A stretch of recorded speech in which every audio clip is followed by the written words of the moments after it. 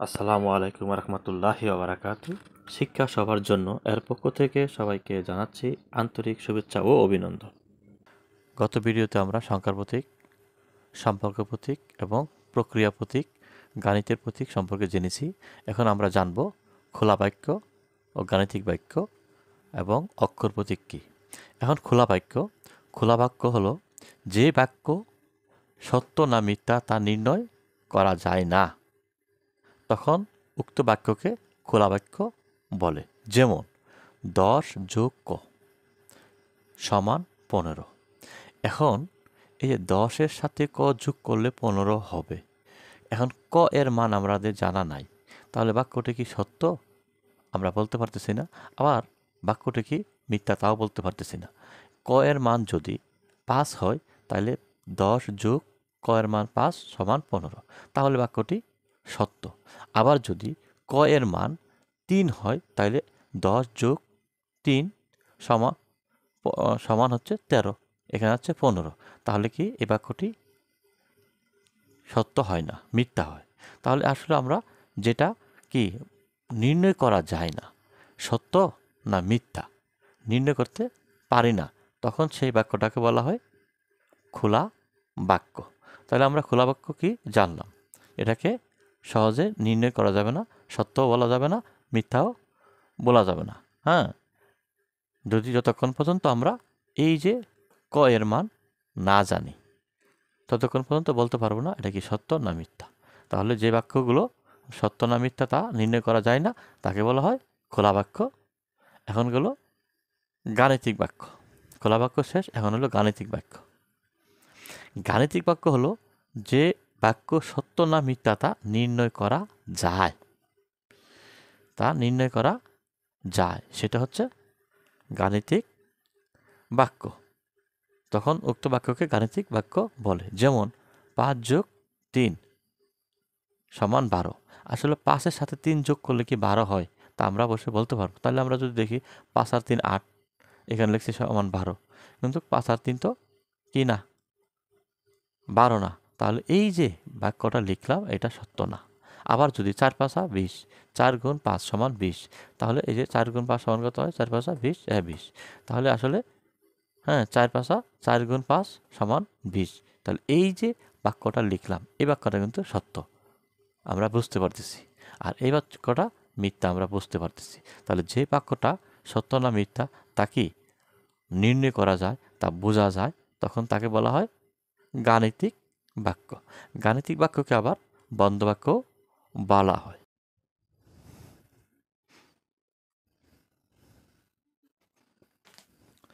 অক্ষর প্রতীক বা অজানা প্রতীক। আমরা অঙ্ক করতে গিয়ে কখনো কখনো ক খ এক্স ওয়াই জে শূন্যস্থান এবং কিছু সাংকেতিক চিহ্ন দেখি। এই ধরনের প্রতীকগুলোকে বলা হয় অক্ষর প্রতীক বা অজানা প্রতীক। যে অঙ্কগুলো আমরা করব সেগুলোর মান দেওয়া থাকবে না, শুধু ক খ অথবা এক্স ওয়াই যে কোনো একটা প্রতীক দেওয়া থাকবে। এই ধরনের প্রতীকগুলোর মান আমাদের জানা নেই।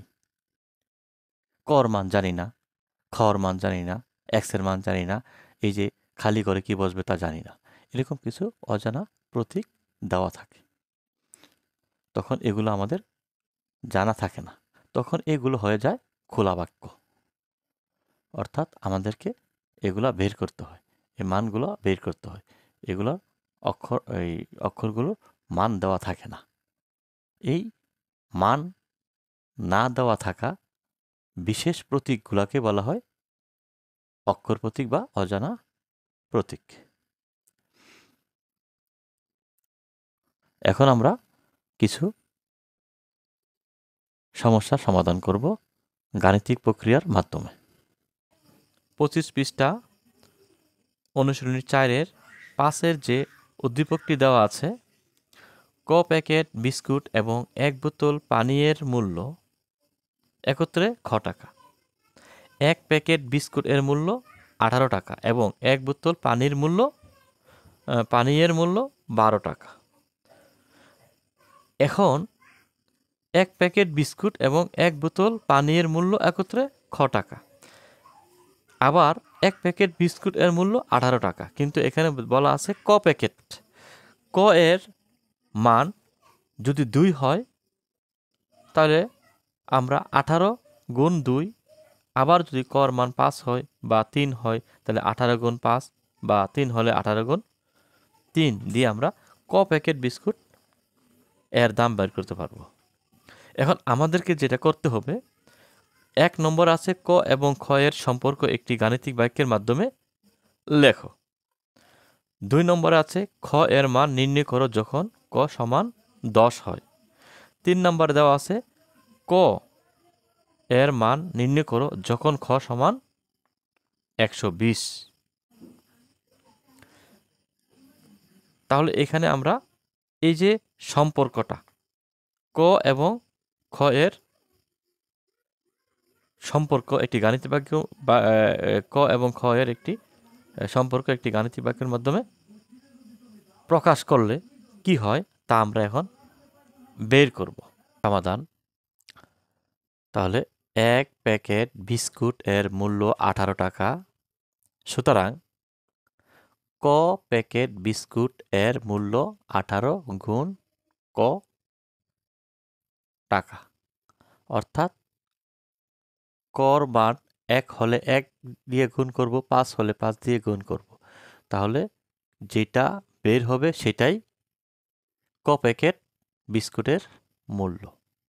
আবার এক বোতল পানীয়ের মূল্য 12 টাকা, সুতরাং ক এবং খ এর সম্পর্ক একটি গাণিতিক বাক্যের মাধ্যমে লিখলে হয়, যেহেতু ক প্যাকেট বিস্কুটের মূল্য এই যে 18 গুণ ক, তাহলে 18 গুণ ক যোগ আর হচ্ছে এক বোতল পানীয়ের মূল্য এই যে 12, এই যে সম্পূর্ণ টাকাটা যত হবে খ সমান তত টাকা। অর্থাৎ একজন ব্যক্তি ক প্যাকেট বিস্কুট এবং এক বোতল পানি কিনে দোকানদারকে যত টাকা হয়েছে তত টাকাই সে দিছে, তাহলে যত টাকা দিছে সেই খ হবে তত টাকা। তাহলে এখানে এই যে ক প্যাকেট বিস্কুটের মূল্য যোগ 12 সমান খ, তাহলে এই দুইটার মূল্যটা হবে খ। তাহলে এখানে সম্পর্কটা হচ্ছে যে এই যে ক যোগ 18 যোগ ক, 18 গুণ ক যোগ 12, এইটা যত হবে সমান খ সমান তত হবে। তাহলে এই যে আমরা লিখলাম, সুতরাং ক এবং খ এর সম্পর্ক একটি গাণিতিক বাক্যের মাধ্যমে লিখলে হয় এই যে ক যোগ 18 যোগ ক, 18 গুণ ক যোগ 12 সমান খ। উত্তর 18 গুণ ক যোগ 12 সমান খ। এটা হচ্ছে এই যে প্রথম যে আমাদেরকে বলা হয়েছে যে এর সম্পর্কটা কি হবে। 1 নম্বরে এই যে উত্তর সম্পর্কটা হবে এইটা। এইটুকু যদি আমরা বুঝতে পারি তাহলে 2 এবং 3 এর যে সমস্যাটা সেটা আমরা ইজিলি করতে পারবো। 2 নম্বরে দেওয়া আছে খ এর মান নির্ণয় করো যখন ক সমান 10। তাহলে খ এর মান নির্ণয় করতে হবে, খ এর মান নির্ণয় করতে হবে যখন ক সমান 10। তো এখন তা কি করতে হবে, এই যে আমরা বলছি 18 গুণ ক এর মান 10। আমরা আগে বলছিলাম যে ক এর মান 2 হয় 2 দিয়ে গুণ করব, ক এর মান 3 হলে 3 দিয়ে গুণ করব, ক এর মান 5 হলে 5 দিয়ে গুণ করব। যেহেতু ক এর মান বলা হয়েছে 10, তাহলে আমরা এই যে 18 গুণ 10 যোগ 12 সমান ক। তাহলে এই যে ক এর মান 10 পাওয়া গেল। এখন আমরা যদি 18কে 10 দিয়ে গুণ করি 180 যোগ বোতলের পানীয়, এক বোতল পানির মূল্য 12, তাহলে 180 যোগ 12 সমান কত হচ্ছে 192। তাহলে এই যে 192 সমান খ, সুতরাং খ সমান 192। তাহলে কি, সুতরাং খ এর মান 192, উত্তর 192। এখন আমরা ক এর মান বের করব। 3 নম্বরে বলা আছে ক এর মান বের করো, নির্ণয় করো যখন খ সমান 120। তখন 18 গুণ ক যোগ 12 সমান খ ইজিক্যাল টু কত? 120। এখন যেহেতু সমান চিহ্নের এদিকে এবং ওপর দিকে আছে, আমরা তো বা দিয়ে লিখব, তারপরেও আমাদের কিছু সংখ্যা যোগ বিয়োগ করতে হয়। তাহলে এই যে আমরা এখানে করলাম কত? 18। আমরা ক এর পাশে যেগুলো আছে গুণ থাকলে আমরা যদি সমান চিহ্নের বিপরীত দিকে নিয়ে যাই তাহলে সেটা ভাগ হবে, যোগ থাকলে বিয়োগ হবে, বিয়োগ থাকলে ভাগ হবে। তাহলে আমরা প্রথম দেখতে পাচ্ছি যে 18 গুণ ক যোগ 12। তাহলে আমরা এখন 18 গুণ ক, এই যে যোগ 12 ছিল, এই 12 আমরা সমান চিহ্নের বিপরীত দিকে নিয়ে গেছি। তাহলে এখন যদি আমরা সমান চিহ্ন থেকে আমরা বিপরীত দিকে নিয়ে যাই, অথবা সমান চিহ্নের ডান পাশে নিয়ে আসি, অথবা ডান পাশ থেকে বাম পাশে নিয়ে যাই, তাহলে যোগ থাকলে আমাদের চিহ্নগুলো পরিবর্তন হয়ে বিয়োগ হয়ে যাবে। এই যে এখানে যোগ 12 ছিল, আমরা যখন সমান চিহ্নের ডান পাশে নিয়ে গেছি তখন কি হলো? বিয়োগ হয়ে গেল। এখন আছে কি? বা 18 গুণ ক সমান এই যে 120 থেকে আমরা বিয়োগ করে দিলাম 12, আসছে কত? 108। এখন আমরা 18কে নিয়ে যাব সমান চিহ্নের ডান দিকে, অর্থাৎ কর মান আমাদেরকে বের করতে হবে। এখন কর মান বের করতে হলে যে 18 গুণ ছিল, তাহলে আমরা এই যে গুণটাকে যখন আমরা সমান চিহ্নের ডান দিকে নিয়ে যাব তাহলে অবশ্যই এই চিহ্নটা পরিবর্তন হয়ে ভাগ হয়ে যাবে, অর্থাৎ বিপরীত দিকে হবে। সংখ্যাটাও বিপরীত দিকে চলে গেছে, চিহ্নটাও বিপরীত হয়ে গেছে। গুণ ছিল, ভাগ হয়েছে।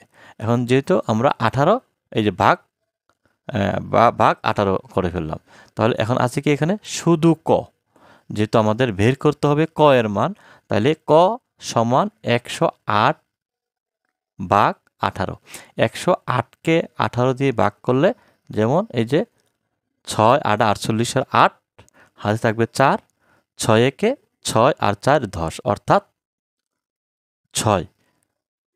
18 108কে 18 দিয়ে ভাগ করলে হয় 6, তাহলে ক সমান 6।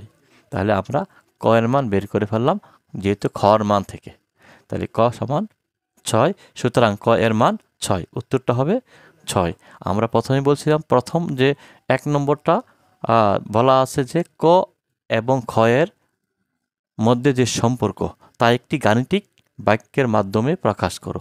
ওই অঙ্কটুকু যখন আমরা সাজাইতে পারছি, ওই অঙ্কটুকু যখন করতে পারছি, তখনই আমাদের এই অঙ্কটা সোজা হয়ে গেছে। এই অঙ্কটা বুঝতে আমাদের কোনো সমস্যাই হয় নাই। তাহলে আমাদের উত্তর হলো কত? 6। ধন্যবাদ এতক্ষণ পাশে থাকার জন্য। যদি ভিডিওটি ভালো লাগে তাহলে অবশ্যই লাইক এবং সাবস্ক্রাইব করে পাশে থাকবেন। পরবর্তী ভিডিও পাওয়ার জন্য সাবস্ক্রাইব করবেন। আল্লাহ হাফেজ।